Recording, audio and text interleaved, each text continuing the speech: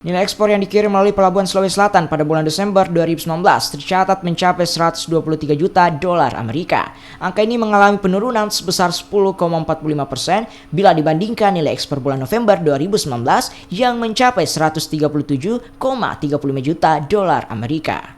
Penurunan nilai ekspor ini masih disebabkan oleh berkurangnya ekspor nikel mentah ke Jepang.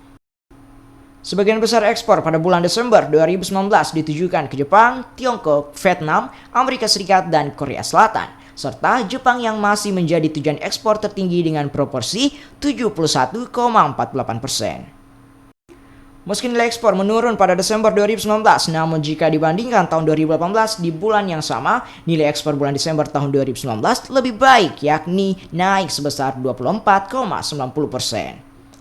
Sementara itu, nilai ekspor berbanding terbalik dengan nilai impor di Sulawesi Selatan.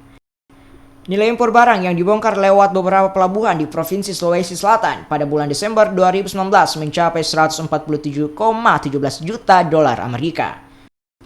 Angka ini mengalami peningkatan 40,81% bila dibandingkan nilai impor bulan November 2018 yang mencapai 104,52 juta dolar Amerika.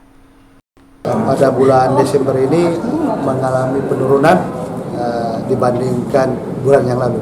Penurunan ini karena beberapa sebab, antara lain mungkin ada beberapa komoditas yang diharapkan tinggi tapi turun. Tetapi secara kumulatif perkembangan ekspor susu sudah meningkat dibanding tahun.